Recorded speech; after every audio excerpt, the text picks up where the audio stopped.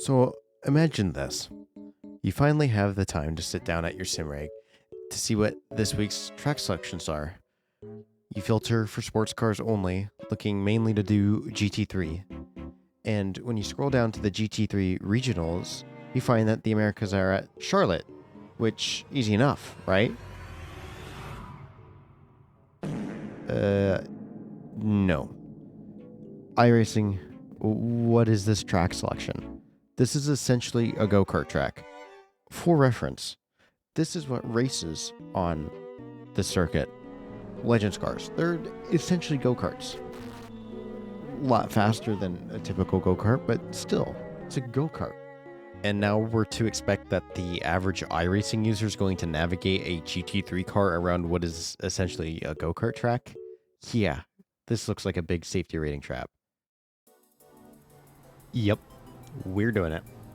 Decided to drive the Corvette for this. Been maining it for a while now. Used it in a Shop v Shop series, and my teammates turned me onto it. Figured the rotation was going to do well. I did not qualify for this race. I wanted to drive from the back. I figured if I ended up qualifying somewhere in the middle, that I would end up in some mess, which proved to be a good decision because we've already got people wrecking ahead of us before we can even get to the start-finish line.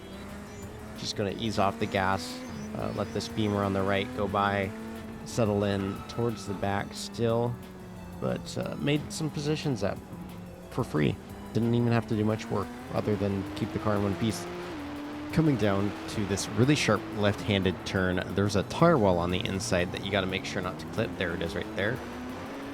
Clipping that in iRacing, it's solid, so hitting it's probably going to end your day, ruin the toe in the car. Still keeping it pretty reserved back here. Tires are still cold, and there's a lot of stuff going on ahead of us. We are going to look to the outside of this number 2 BMW, which is going to set us up for the inside of this double left-hander, which on this tight of a course, there's almost nothing you can do if you're stuck to the outside. I was able to get enough space away from him on the exit to hold the inside for the turnaround on the right. We've got a Mustang spun out, that's usual. Now we're going to come down into this kind of like a carousel. This blue Porsche is going to go off track and hit the garbage can. I'm sure that was not what he planned on doing, but nonetheless, we'll move on. We're going to be set up right on the rear of this red Rexy Porsche coming onto the straight, which is going to be close enough for me to feel comfortable doing a lunge up the inside, which he doesn't try to fight too hard. We've got more Porsche spun on the outside there. Coming up on this Ferrari, we're going to go almost too wide into the really sharp left-handed turn. I am, however, still going to get a better exit than he does. Takes his exit really narrow, thinking maybe I was still there on the outside. So that allows me to pull up and keep the inside for this double left and completing the pass done there. Another Porsche off track. We're having a lot of issues with Porsches today. Not being able to keep it going the right direction, which I don't blame them. This is a pretty unorthodox combo and pretty much riding around with no downforce the whole time because we're going so slow. And I've made plenty of mistakes in a GT3 car on cold tires too, so I really can't blame anybody. GT3 cars are not the easiest thing to save on this platform. I'm going to try and keep it tight to this BMW, but almost get too tight and have to kind of pull away on the brakes, which sets me up with a gap here going on the front stretch, which ends up being okay because this BMW is going to just bin it. And I'm able to get it slowed down just enough to not get any front damage, just some cosmetic. The car seems to be handling okay going into turn 1, so I am able to continue on as usual. Redirecting our attention towards the track, coming down into turn 2, which is that really sharp left-hander, one of the only hard braking zones on this track. Going into this turn 3 left sweeping turn with some banking, and then this double right. You want to try to stay off this curbing here. The paint and the off camber make it a little tough to get around. You want to abuse track limits here because this is America. We don't have track limits. Coming up onto this double left, you want to keep the car towards the middle on entry and keep it as tight as possible through the entirety of it, which this isn't the best example. Keeping it tight allows for a better exit. I find it really hard to get a good exit. Seems like the tires are overstressed if you go wide in that double left. coming down into this almost carousel-like thing. I'm going to totally lose the rear end. You see the ABS lights lighten up. That meant I was losing traction in the rear, too much brake and too much steering input at the same time. That's going to put me a few positions down. Nothing this Corvette's going to handle. This Hello Kitty Porsche is going to come flying out of nowhere to try to take me over, and it's too much for them to collect on exit, and I'm able to get my spot back from them. This front stretch and that little chicane around the tire wall feels very sketchy, at least in the Corvette. The car doesn't quite want to turn to the right once you get around that tire wall, and it almost feels like you're going to hit the wall, especially if tires are more on the cold side of things.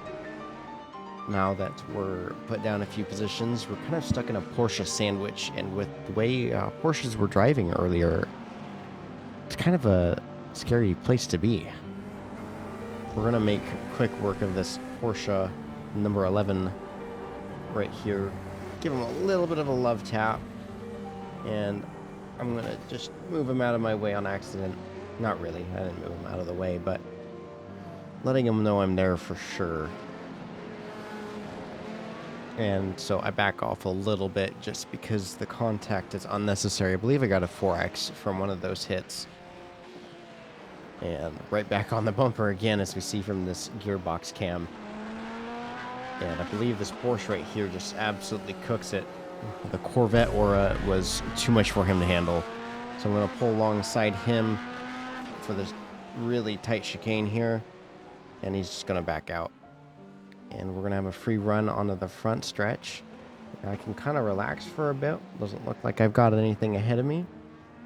And I can continue to work on getting used to the combo and make up some more time, which I definitely am going to have to if I want any sort of good finish. And proving myself wrong, I am going to make a mistake. Going way too wide. I'm having to slow down my exit a ton to keep it from hitting the wall. Now we're going to skip ahead a little bit just because there's no action going on. Coming down in a turn 1 onto the second straight. I'm going to tap the wall, and this Hello Kitty Porsche is going to find his way into the infield and behind the pit road wall. That sucks. Well, anyway, continue on with my Corvette. This red Porsche, a lap down, one of the Porsches we saw take a hit, is obvious by the damage on the rear. Just going to give up the position, as a lap car should. Man, the Porsche's really not having a good day, though. Just wanted to show you a couple of those things. Going to skip forward again, as there was still no action. Going to come up on this pink and black Ferrari that we were with earlier, the number 2 BMW that we saw at the beginning of the race, and the skeleton Rexy. Coming down into the double right, we're going to make up some time on them. This Corvette glides through this corner so well. I was able to make a lot of time up on these guys through this corner and into this right-hander as well. Able to maximize the track a little bit better, it seems. I'm going to go super wide into the double left, which is not going to help me, but it seems like this group is going slow enough that it's not going to hurt me too much in terms of track position. This last sector was probably my favorite area to set up some good passes with the hairpin right at the end. I'm not going to be able to do it this time, but if you're able to sneak in on that inside on that hairpin and get a good exit out onto the straight, it was usually a guaranteed pass. We're going to set up a pass on the 5 here as he gets a terrible exit on the straight. Going to get around him pretty easily. And now we got to hunt down the Beamer and that Porsche in front of us.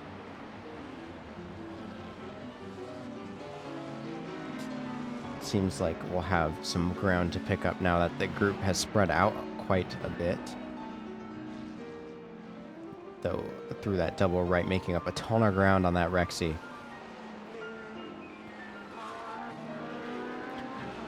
Peeking my nose into the inside to see if he'll give it to me. No, he's going to close it off. He's going to leave this open. Couldn't quite make a move there. Gonna get right up onto his bumper here. Just hold as close as I can to him. Really make him drive with his mirrors. Keeping as tight as possible through here. Getting a good exit. Corvette does a really good job at maintaining rotation on and off throttle. One of the things I really enjoy about it. And for me, what made this a really good choice for this track. Rexy's going to go way too deep, and we're going to pull alongside him onto the second straight. And get a good shot of that paint job. Man, that looks glorious. Yeah, I think the skeleton Rexy's probably got to be my favorite. I think that is one of, if not the coolest rendition of the paint scheme. Still holding on the inside here. Going to try and get some ground on him to go into this double left. And I managed to do so and keep the inside lane through all of these corners and able to pull away and hunt this BMW down, which, being the number 2 car, he's got a higher I rating, which would make me assume that he's got a bit more skill than probably most of the people in this lobby, which is making it self-evident here as he is currently running away from me, though looks like he's in a battle and going to give me a shot at making up some ground. So the best thing I can do for myself is just hit my marks, keep calm, don't try to push too incredibly hard to get up to him. Seems like this Acura is giving him plenty of trouble, though, not making it easy for the BMW, making it easy for me to catch up, though. That's all we've got to care about, right?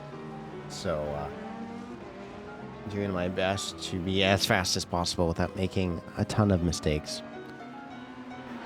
The consistency of the Corvette once the tires are warm, or at least my ability to keep the Corvette consistent once the tires are warm is, I'd say it's okay. So, though I'm going to eat my words here, I take it super, super wide into the double left. Coming back around on this sweeping right-hand 180. Sure are making up a ton of ground on these guys. You can see how much closer they are already. This Acura really holding up the BMW, putting on a defensive showcase here. And now we're only within feet. Probably less than 100. I don't know. There's no way to really measure what's going on in iRacing. It's hard to see. Going into turn 1, the BMW's finally going to try and get the job done, but the Acura with the undercut out of turn 1. And they're going to go too wide into turn 2, which gives me a lot of leeway to catch up to them right up in all of their business now. BMW and the Acura still too wide going into the double right. BMW finally getting a lead out of the Acura. Took him, it seemed like about a couple of laps to get around that Acura, which gave me all the time I needed to catch up to the both of them. And now the question that we pose ourselves is if this Acura is going to give me the same amount of trouble, and then all my work on getting back up to him and the 2 is going to be gone. The 2 is going to make a huge mistake and stack all 3 of us up, going off into the grass here, which ends up setting me up for a dive bomb into the turnaround onto the straight. And we're able to execute that fairly nicely, keeping alongside with the Acura, just eking out in front after the tire barrier. He is looking to the inside, though. I'm going to be a little bit heavier on the brakes to keep him to my rear. And now all I have my eyes set on is getting back around this BMW, getting my place back from him after I lost it spinning out. Looking at the deltas during the race and how much time was left, I didn't think that catching the Mustang that's in front of him, which we can't even see at the moment, was going to be possible. So all my eyes were set on was getting back around this too. Not too afraid of the Acura, even though he's still there. Wasn't too afraid about him trying to make some sort of crazy move on me, knowing that I was more likely the faster car based on how things have been going. Going to have quite a huge moment here, trying my best to not spin the car. And luckily the Acura was able to react and not run into the back of me, which would have surely ended my day, as we got another spin in the background there. But that mistake's going to make me lose quite a lot of ground to the BMW, and my hopes of getting around him are slowly diminishing at the moment. Not all hope is lost, however. Still have a few laps to make something happen. Just got to hit my marks and be a few tenths better than the BMW consistently. And I'm sure I would be able to make something happen. Trying to be as little on the brakes as possible, maximizing track limits as much as we can. Both of us going wide here. But the Mustang has made a mistake going off track. Now he's too wide with the BMW. A little bit of a contact here. All is fair game so far. BMW just eking out a lead. The Mustang getting some contact on entry. And then two of them stacking up. It's going to give me the chance to look to the inside of the Mustang, which is no problem for the Corvette to handle. And I am up into fourth. And now the only thing between me and a podium is this BMW. Both of us starting from the rear of the field.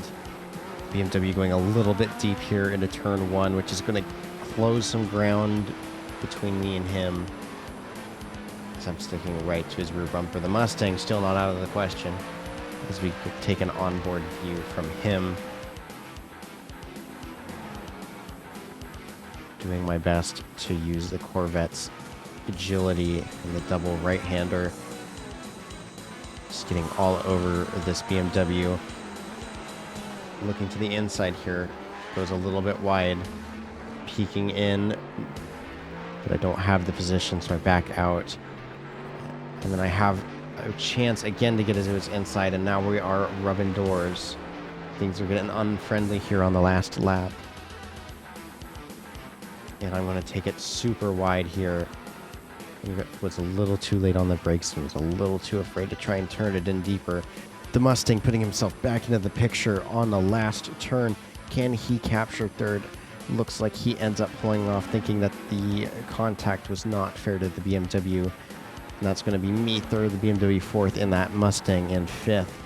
And with that being the end of the race and the end of this video, you should hit the subscribe and the like button. It would help me out a lot more than you would think. And I love reading y'all's comments, so leave one of those too. Thanks for watching.